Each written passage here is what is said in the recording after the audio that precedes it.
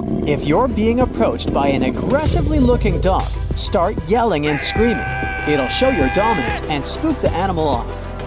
Yes, this is a widespread myth, and no, it won't help you if you meet a canine that looks as if it's going to attack you. The best course of action in this rather scary situation is to stand still and avoid direct eye contact with the animal. You shouldn't run. It may only encourage the dog to start chasing you. If the animal attacks, drop to the ground and curl into a ball, protecting your head and neck with your hands. But what if you come across another, much more dangerous representative of the canine family? A wolf?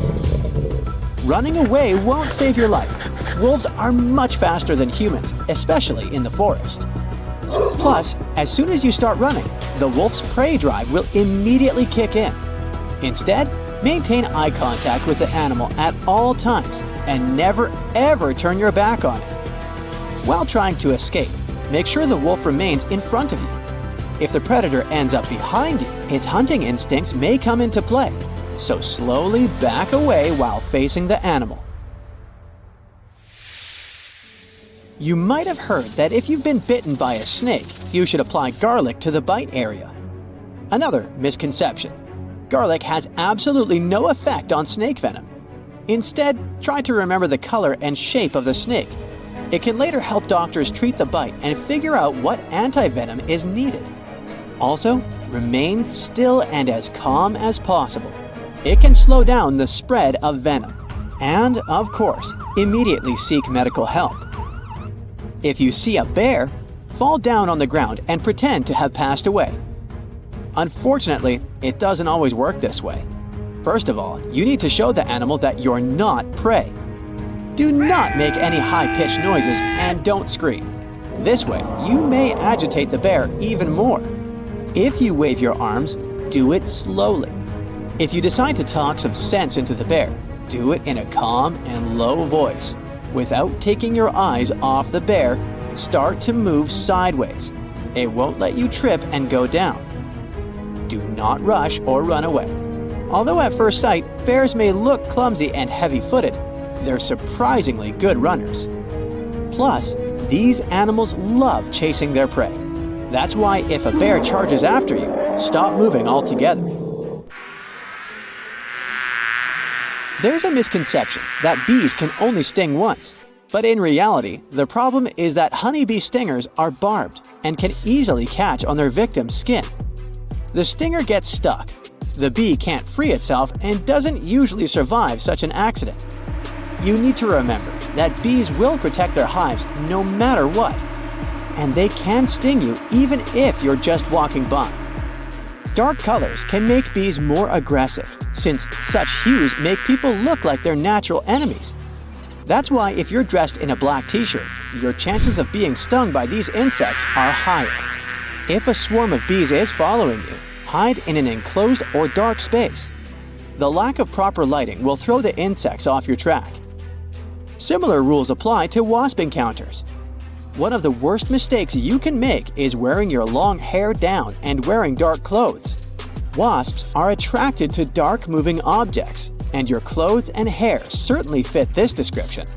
So if you suspect you may come across some wasps, put on some light-colored clothes and keep your hair tied up in a ponytail or bun. Contrary to popular belief, bathing a wasp sting in vinegar or baking soda won't help. Instead, apply some ice to the affected area. Gorillas are called the kings of the jungle, and not without a reason. They are leaders that tend to protect their family and land. They won't normally attack you if you behave obediently. So, upon meeting a gorilla, sit down. This way, you won't look large and threatening, towering over the animal. Try not to make loud noises and avoid direct eye contact. In case of an attack or approach, curl into a ball. Gorillas are proud animals. As a rule, they won't attack the weak and defenseless. Surprisingly, a wild kangaroo can pose a serious threat to a person. But it will only happen if you enter the animal's territory and it feels threatened. To avoid a conflict, cough. It's not a joke. Your coughs should be short and quiet. The kangaroo will consider it a sign of disease, and there's a chance it won't attack you. After that, back away slowly. This way, you will look smaller, therefore less threatening. Don't turn away and run. It will only provoke the animal. Remember that kangaroos are perfect jumpers, capable of catching up with you in a few moments. Of course, we must talk about sharks.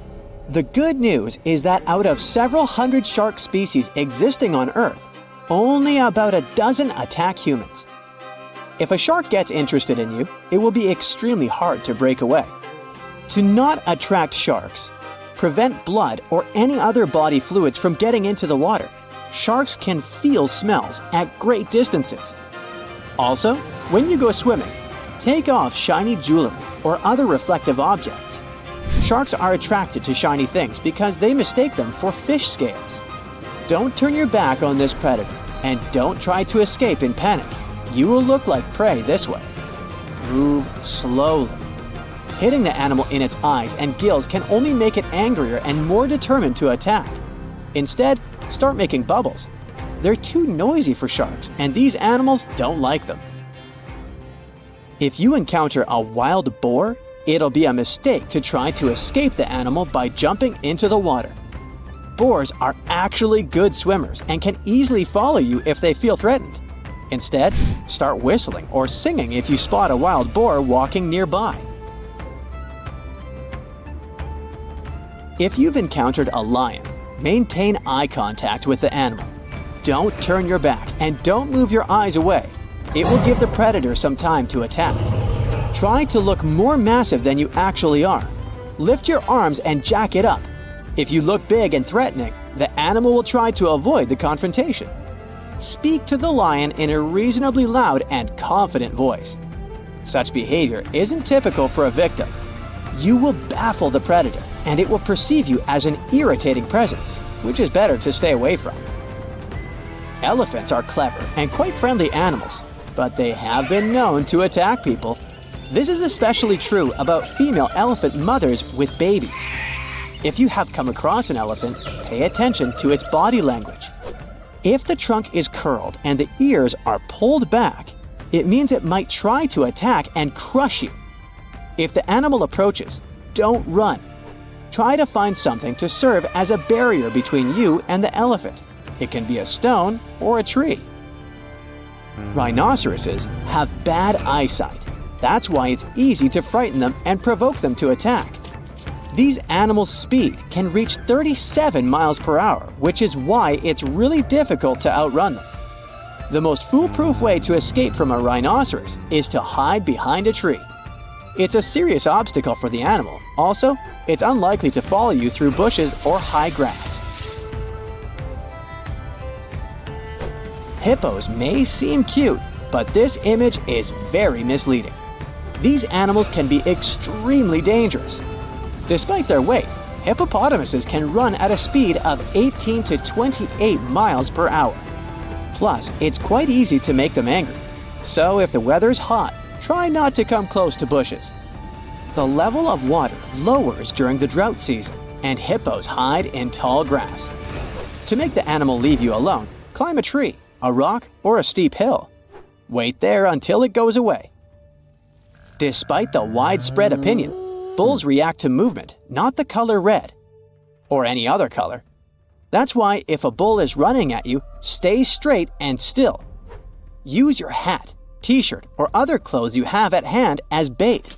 When the bull runs up close enough, throw this object as far away from you as possible. The bull will change the direction and follow this new target.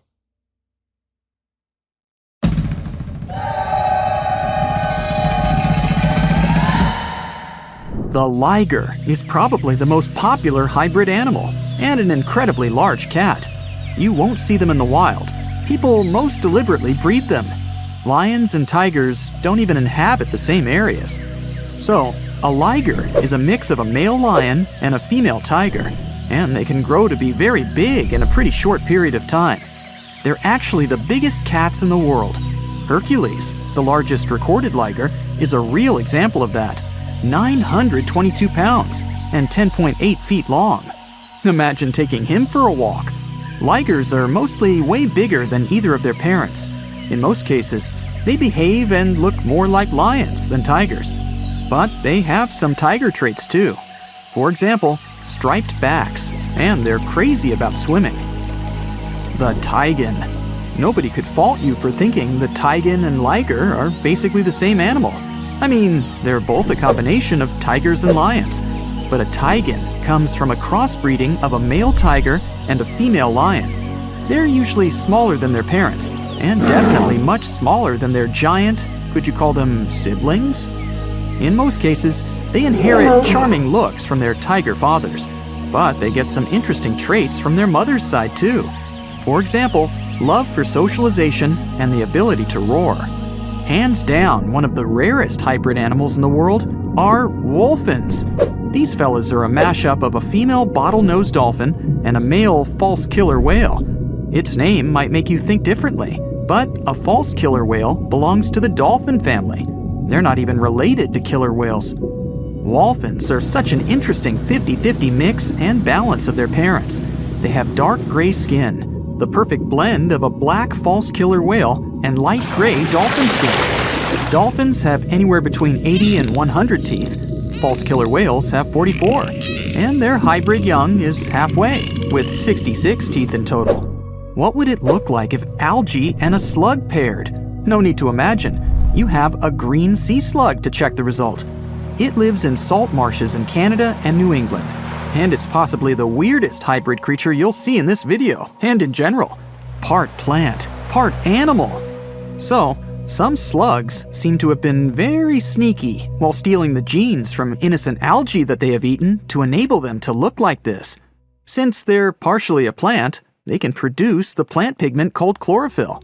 That means these unusual slugs can even photosynthesize. That's the process plants use to turn sunlight into energy.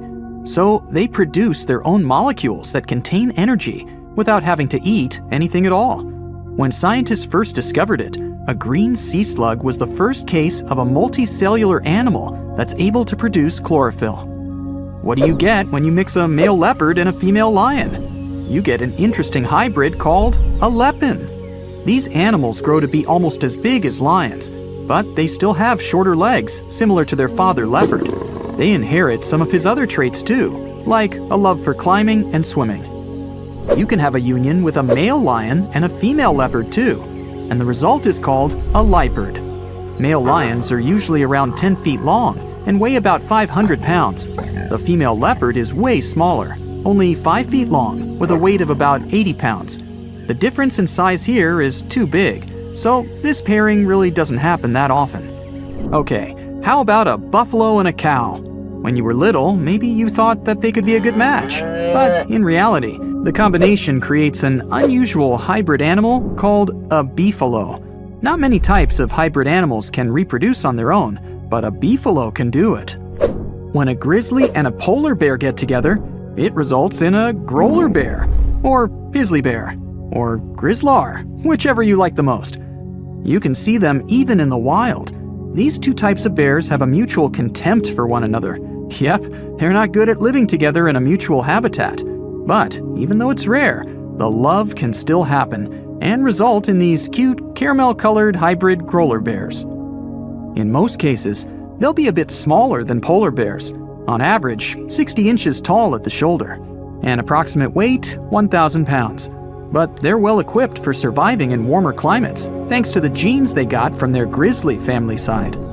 Now let's get to one pretty tough fella, the jag lion. As its name implies, it's the hybrid of a jaguar and a lion. We don't know much about these intriguing big cats because only a few of them exist.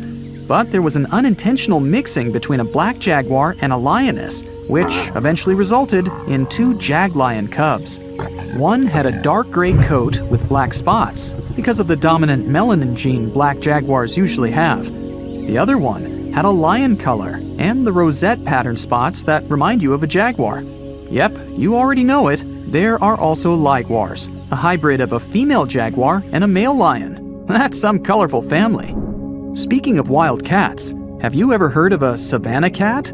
Savanna cats are in both categories of house pets and exotic hybrids, since they're a mix of a domestic cat and a wild African serval hybrid animal.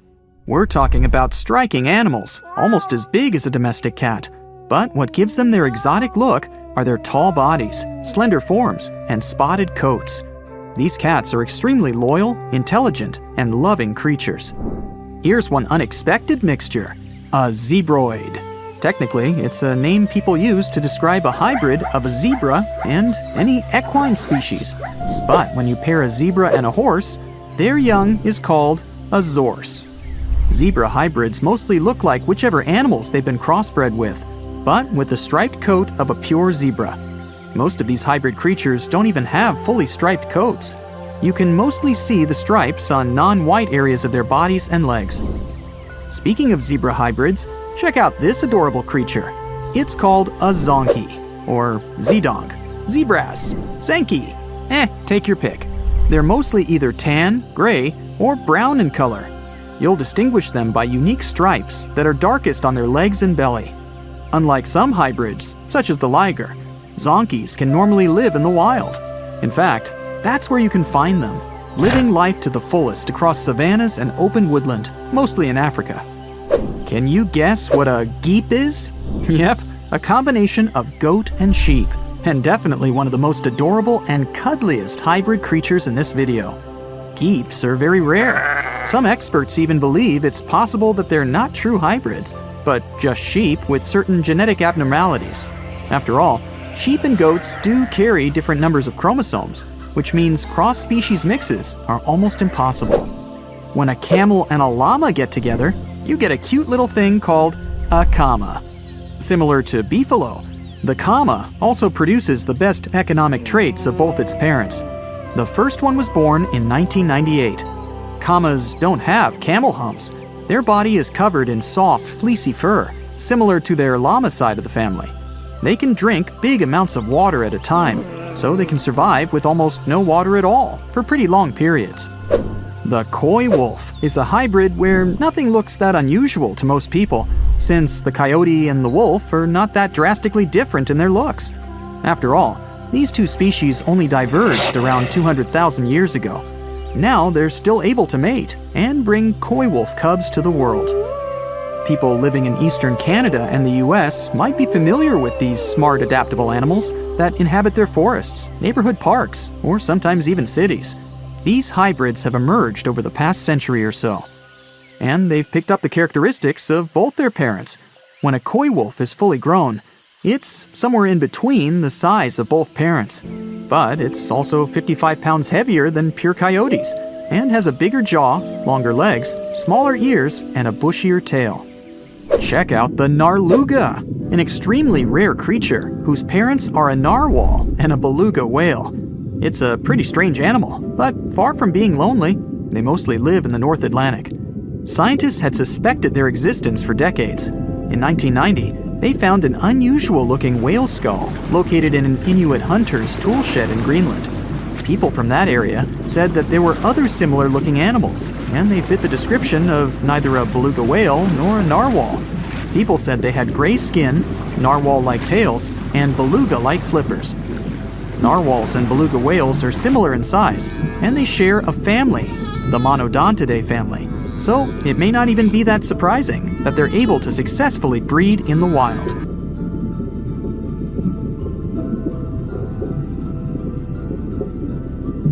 What do Paris Hilton and Chris Hemsworth have in common?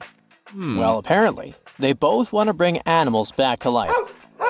But we're not talking about making your favorite pet live forever. Nope.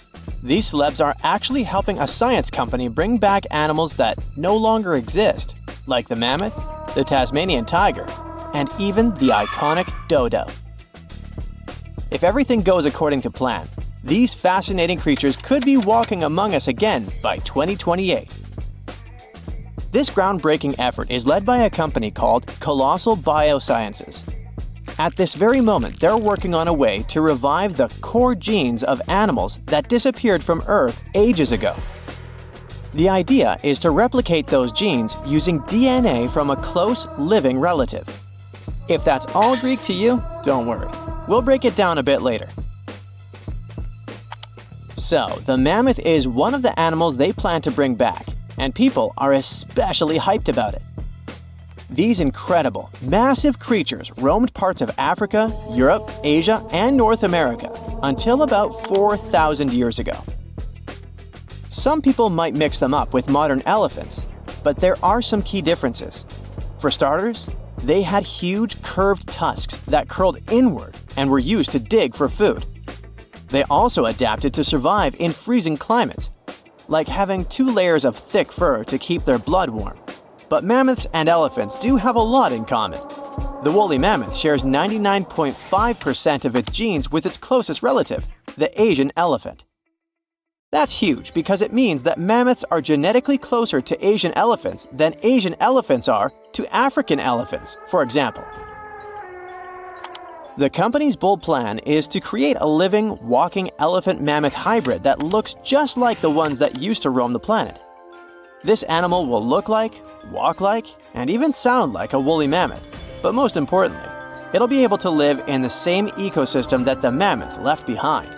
If the scientists succeed in bringing back enough of these creatures, one of their big goals is to help restore the Arctic tundra ecosystem.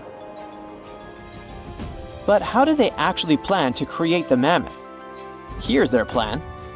First, they need to find well-preserved samples of woolly mammoths in places like Alaska, for example. Then they'll need to sequence the mammoth's genome and the genome of its closest relative, the Asian elephant. The next step is to identify the important genes that made the woolly mammoth perfectly adapted to cold temperatures, like its shaggy hair, curved tusks, and dome-shaped cranium. In other words, they need to identify which genes make the mammoth, well, the mammoth. Now comes the interesting part. They will use top-notch gene editing tools, kind of like scissors, to cut the Asian elephant DNA and replace those spots with the mammoth sequence. This will allow them to create a new cell line and, later, an embryo. This embryo will grow inside a healthy female Asian elephant, who will be the surrogate. And just like that, a new, cold-adapted elephant will be born. Or at least, that's what scientists hope. Specialists predict that this Mammoth 2.0 could be on Earth as early as 2028. The reason it will take a while is that their gestation period is around 22 months. But if that deadline feels too far for you, there is actually a chance we could get a surprise a lot sooner. That's because some of the other animals they plan to revive have a much shorter gestation period, like Australia's thylacine, also known as the Tasmanian tiger. The company is also doing whatever it takes to give this animal a second shot at life. And the good news is that the process seems to be well advanced. Recently, the group announced that the Tasmanian tiger's genome is about 99% complete. This animal was native to the Australian mainland and the islands of Tasmania and New Guinea. A big part of the Tasmanian tiger population disappeared over 3,000 years ago. But about 5,000 of them kept roaming around until pretty recently. It's believed that the last thylacine passed away in 1936. To revive the Tasmanian tiger, scientists first need a sample of the ancient animal. So they took RNA molecules from a 110-year-old preserved head that had been kept in ethanol. The team was really lucky because it's rare to find old samples that are so well preserved, allowing scientists to use advanced DNA analysis techniques. And by that, I mean they did a full, complete analysis. By studying RNA samples from important tissue areas like the tongue, nasal cavity, brain, and eyes, experts were able to learn a bunch of interesting things about the Tasmanian tiger. They could figure out how its brain worked, and also what this beast could smell, see, and taste. By the way, these semi-nocturnal animals had a special appetite for small rodents, lizards, and birds. After finding the perfect sample, the process of reviving it will be pretty much the same as with the mammoth, but with an elephant as a DNA donor, of course. In the case of the Tasmanian tiger, its closest living relative is a small marsupial called the fat-tailed dunnart. Even though this animal is small, it is a ferocious carnivore. So experts believe the whole DNA editing process will work just fine with its sequence. Their goal is to turn a fat-tailed Dunart cell into a thylacine cell. To accomplish that, they did more than 300 unique genetic changes into a Dunart cell. So there is no doubt they're pushing all the boundaries to make the dream of reviving animals a reality. This project also plans to revive the iconic dodo. You know, that funny-looking bird from the paradisiacal island of Mauritius in the Indian Ocean? And here, things get a little trickier, since we don't know much about this creature, which has origins that go back about 23 million years. Basically, the only clues we have about what dodos looked like when they were alive come from a handful of drawings, paintings, and written descriptions from the 17th century. But since those pictures are all pretty different from each other, and only a few of them were based on real live dodos, we're still not 100% sure what they actually looked like. And as for how they behaved, well, we don't know much about that either. That's why reviving this long-absent legend will be super interesting and really enlightening. The sample they used to extract an old dodo genome came from a skull in the collection of the Natural History Museum of Denmark. And the dodo's closest living relative, which will provide the host cells, is the Nicobar pigeon, a gray bird with colorful features found in the Andaman and Nicobar Islands in India. If everything goes smoothly, in a couple of years, we might see the fabulous and iconic dodo with our own eyes. Reviving animals might sound impossible, but science and technology together can be a real game changer, not only by protecting today's animals, but also by restoring species that disappeared from the planet long ago. Actually, we've already pulled this off.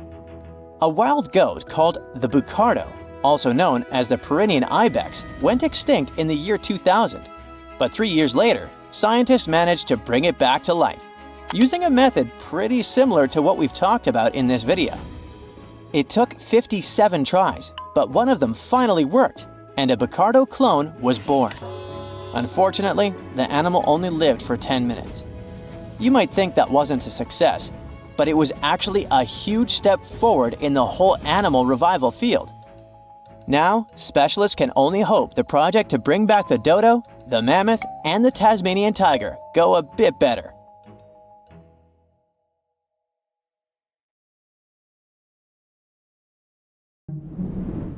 When we look at creatures in the animal kingdom, we often have the following thought. If they have similar traits, they must be related somehow. Zebras, horses, and camels must have some common ancestor. Same goes for dogs and jackals. Somewhere back in their lineage, they must have some common great-great-great-grand wolf, right? Well, the way evolution works in nature is way more complex. Take, for instance, convergent evolution, which is when different creatures evolve independently from each other but end up having similar traits. We only need to look at sharks and dolphins to see how this works. At first glance, they look very similar, aquatic creatures with some species having roughly the same size. But turns out they're mostly unrelated. Sharks are fish. They reproduce by laying eggs and evolved to have the ability to sniff out blood in the water to feed themselves. Dolphins, on the other hand, are mammals. They're friendly and have a way more interesting social life. Take bottlenose dolphins, which have their own special whistles that they use similar to how humans use their names. Not only do they develop this type of whistle to introduce themselves to other dolphins, but they can also learn such names so they can better communicate with each other. Sure, sharks and dolphins did have a common ancestor, but this one lived in the sea almost 300 million years ago. It's safe to say, dolphins and sharks aren't even cousins these days. Another more shocking example of convergent evolution is that of whales and bats. Most of the creatures we can name on the top of our heads use light and sight to understand the world around them. But there is a specific set of creatures that relies on sound to paint them a picture of their environment.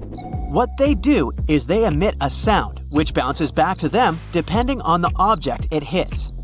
This ability is called echolocation. Animals that have this feature emit sounds at frequencies above human hearing, called ultrasound. Those sound waves bounce off objects while they move around, allowing them to figure out where they are in a certain space. Echolocation is mostly used by toothed whales and by some species of bats. What's similar in both of these animals is that they need to hunt in the darkness. Despite this, they echolocate in very different ways.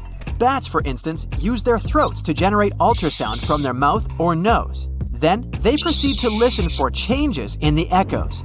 Their echolocation is so finely tuned that they can distinguish targets less than 0.01 inches apart, even if their target is moving. Whales, on the other hand, echolocate by pushing air through their nasal cavity. This movement creates vibrations in a special fatty organ called the melon. This organ focuses and modulates the sound, which then passes into the water around the whale. Whales then pick up the reflections of these sounds through their lower jaw and around the ears. Another striking example of evolutionary convergence is that of ichthyosaurus and dolphins. Visually, the Mesozoic fish lizards named Ichthyosaurus seem very similar to modern dolphins. But the friendly mammals are much more related to giraffes and camels than the ancient creatures. Despite being 200 million years apart, they do share some common traits which mislead people into thinking they belong to the same species. But that's mostly because they lived in the same environment. They both evolved to feature dorsal fins, which keep them balanced while swimming. Now, let's look at Phytosaurus and crocodiles. The first ones were reptiles that roamed the Earth back in the Triassic period. They weren't dinosaurs, but they lived at the same time as the first dinosaurs did. Even though they look very similar, the first crocodiles popped up more than 70 million years later in the Cretaceous period. These two even fooled paleontologists at first. They initially assumed that phytosaurs were the ancestors of crocodiles. Placodonts and turtles look similar too. Placodonts, however, appeared about the same time as the dinosaurs did, somewhere around 235 million years ago. Like modern turtles, they lived in marine environments, but they were surrounded by predators. So, they evolved to have really strong shells to protect themselves. Turtles, however, made it to the scene around 100 million years later. Even modern cats have ancient lookalikes. They were called the Sparacidons, but they were carnivores and marsupials. They used to live in the South American area and resembled the saber-toothed tiger, which is now extinct. Speaking of saber-toothed tigers, how about one that's also related to the kangaroo? Yeah, this creature used to freely roam the Earth around 300 million years ago. The Thylacosmilus may have looked like a feline, but it was a marsupial, meaning it had a pouch of skin in which it carried its pups for a certain period after their birth, like kangaroos and opossums do today. It's difficult to estimate what they looked like since a full skeleton has never been found, but we do know they weighed between 180 to 260 pounds. When we picture a present-day elephant, we always imagine them with their tusks protruding upwards. Well, that's not how their ancestors did it. About 20 million years ago, there lived a prehistoric elephant-like creature named Deinotherium. It did, however, have both tusks curving down from their jaw. As with many other prehistoric creatures, we don't know why they had this feature the other way around. But one theory suggests they used them as anchors. By securing themselves to riverbanks, they were able to safely sleep without drifting off. The last thylacine passed away in the early 20th century. Their extinction was one of the most tragic natural events in modern times. For the last 2,000 years, they have been known to live only on the island of Tasmania. Despite the name, they looked more like foxes than felines. However, thylacines were marsupials rather than placental mammals like foxes. The two-lake wallaby was one of the most beautiful and majestic creatures ever to have lived. It used to be found in Australia and New Zealand. They were very similar to the kangaroos and featured fine fur with shifting bands of darker and lighter gray across their backs. Surprisingly, they were dubbed monkey face, but they had no connection whatsoever to modern monkeys, apart from both being mammals. What made them so special was the way they moved around. Their standard movement consisted of 2 short hops, followed by a long one. After that, the wallaby would simply stare into the sky. Don't be fooled though, the 2-legged wallaby was extremely rapid. Females were generally taller than males, and they appear to have been quite sociable animals, at times being particularly fond of a certain location. They were also nocturnal. Hyracoodonts and horses share a lot of similar features, but hyracoodonts used to exist in the Eocene and Oligocene periods, and they went extinct around 23 million years ago. In their whole group, they featured very diverse species and came in many different sizes, from the small pony-like to the colossal Paraceratherium, which is one of the largest land-living mammals ever to exist. Modern horses, however, appeared around 2 million years ago. Let's do a little experiment together. Start by stretching your arms out. If you were to draw a line from your fingertips to your shoulder, it would measure around 28 inches. Now, try to picture an insect with a wingspan this big. Hold on a minute, you won't need a large can of bug spray, don't worry. They're extinct. But the gigantic Meganeuropsis did live around 250 to 300 million years ago. However, they most likely resembled the present-day dragonflies, despite not being technically related. Scientists figured out that they were not true dragonflies because of differences in the shape of their wing veins. Scientists still don't know why these bugs turned out so big. Some believe insects are limited in size because of the small quantity of oxygen they're able to take in. In the times when these insects roamed the Earth, the levels of oxygen in our atmosphere were much higher, so that might be one explanation. Other specialists think that they got so big because there wasn't any other predator large enough to pick them up from the ground. Well, it seems we got dinosaurs completely wrong. Plus, the movies created an image of them that's hard to get out of the head now. You know what I'm talking about? Dinosaurs as giant lizards. I mean, lizards are cool. There's a type of lizard found in the streams of Costa Rica that can stay under the water for up to 16 minutes. They create a pocket of air at the top of their snout and breathe exhaled air while submerged. So-called horned lizards can spout blood out of their eyes, shooting it up to 6 feet. Poor lizard has to do it when it gets closer to the mouth of its attacker, since this bad taste makes a predator change their mind and go after some more delicious bites. Then there's the basilisk lizard that can run over water while making its escape from bigger animals in the rainforests of Central America. They can do that for short distances, but still, it gets to rear up and rely on flaps of skin on the toes of its hind legs to have more surface area. Many types of lizards have had to develop such unusual adaptations, so they didn't become an easy, quick snack for snakes, coyotes, hawks, foxes, and other big animals going after them. They wouldn't have to do it if they had some giant cousins that would protect them, like dinosaurs. But even though they look like gigantic, scary lizards in the movies, it's not what you would see if you had the chance to go back to the dino age. You'd have to be aware and run if you saw feathery creatures instead. Feathers don't sound that scary because birds are the only animals alive today that have them. But millions of years ago, it was a different story. Some of the most fearsome dinosaurs were covered in feathers too, of different shapes, sizes, and colors. For example, check this fella, a cousin of the famous T-Rex. It was a scary predator that weighed 1.5 tons and was covered in a shaggy coat of filaments, known as protofeathers. These feathers were not used for flying, but to stay warm or attract mates. Or take a velociraptor, for example. For so long, we've believed it's a sleek predator with the skin of a lizard. But it turns out it was a much smaller, colorful creature covered in feathers, like some sort of bird. Many of their dino relatives had pretty long feathers all over their forearms, together with downy feathers that were spread across the rest of the body.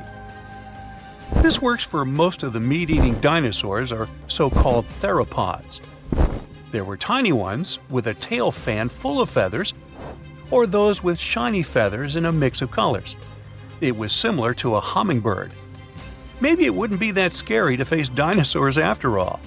Some of the fossils researchers found are well preserved. In combination with modern techniques they used to study these fascinating creatures, they found out dinosaurs came in different colors. Archaeologists found some fossilized feathers together with fossils of melanosome structures. Those are pigments that gave them gray, brown, and black colors, like Anchiornis, whose body was almost entirely black. It's reminiscent of a bird with wings and fluffy tail feathers on his hind legs, together with a pretty long tail that could fan out. This fella had white stripes along its wings, too. It also had a brown head crest. This one was perhaps there as a display or used to communicate with other Anchiornis dinosaurs. And check out this one. It also had a bristly tail and different markings on its body. Thanks to the fossils they found, researchers have been able to reconstruct the appearance of this dinosaur, giving it so many details. Not only did dinos look like birds, but they also behave similarly to them. For example, they sat on their nests to protect their eggs and most likely used their feathers for displays. There was a discovery in Canada that revealed one type of dinosaur had a fleshy crest on its head, like a rooster's comb. Scientists think this crest was likely used as a way to attract a mate or show off to other dinosaurs. Then there's the scariest of them all in the dinosaur kingdom, the T-Rex. Can you imagine this one in a birdie version? Also, you may have seen pictures of T-Rex with its big sharp teeth and its jaws wide open, kind of always ready to bite into its prey. But these images might be completely wrong. Some recent research tells us these top predators might have had something that we take for granted in almost all land animals today: lips. Now think about it. When you look at a crocodile or an alligator, you don't see any lips covering their teeth. So everyone has always assumed that their prehistoric relatives, theropod dinosaurs, were the same way. Well, not quite. Researchers looked at fossilized dinosaur skulls and compared them to modern reptiles, and found out these dinosaurs likely had soft tissue around their mouths that functioned like lips. Scientists learned this while studying small passageways in the upper jaws of dinosaur skulls, something called foramina. Foramina allows blood vessels and nerves to reach the soft tissues around the mouth. In lipped reptiles like lizards, these foramina are arranged in a line along the edge of the jaw near the teeth. Scientists examine the enamel of the teeth too. When enamel dries out, it wears down more easily. The researchers found that the side of alligator teeth that is continuously exposed erodes more like the wetter side facing the inside of the mouth. However, in theropods like T-Rex, the teeth have an even wear pattern. This tells us teeth were kept covered and moist. Based on this, scientists believe theropods with long, sharp teeth, like T-Rex, could also close their mouths with their teeth inside. The teeth of theropods and monitor lizards are similar in size, and monitor lizards can close their mouths completely. Therefore, it's likely that theropods also had lips that allowed them to fully close their mouths. However, it's not known if they wore lipstick. Interestingly, the study also revealed a neat row of jaw foramina in a pretty cool, extinct, early cousin of crocodilians. Also, lips may have been present in the earliest archosaurs, a group of reptiles that gave rise to dinosaurs and crocodilians. Now, this might not seem like a big deal, but it truly changes how we think about how these dinosaurs ate. If they had lips, it's possible that they could have controlled their bites more precisely, and maybe even chewed their food instead of just tearing it apart. Some still believe differently, saying T-Rex and other theropods had flat scales like crocodiles all the way down to the edges of their jaws. So I guess the mystery of dinosaur lips continues. Now you might be wondering, did sauropod dinosaurs like the titanosaur have feathers too? Some scientists believe all dinosaurs, including sauropods, had feathers. Just as you can see all mammals have at least some hair. But big mammals, like elephants, have limited hair. So it's possible that sauropods didn't have many feathers. Since feathers are something you'll stumble upon in a fossilized shape, the chances of finding those of sauropods or similar dinosaurs are definitely lower. Plus, there's a chance big dinosaurs that lived in warm weather didn't have feathers at all. Many of these feathered dinosaur fossils have been found in China. These fossils have helped us understand the transition from feathered dinosaurs to birds. Because birds could be the only animals that survived and are around today that are directly related to dinosaurs. Ooh, I wonder what happened here. It could be that some kinds of theropods started hiding in trees more while searching for food and protection, so their bodies evolved to become even smaller to survive harsh conditions and dangerous predators lurking after them. But still, it's a transition from the most incredible predator the animal kingdom has seen to squawking chickens. Talk about how evolution mostly moves animals forward. Hey, stop it! I didn't mean it.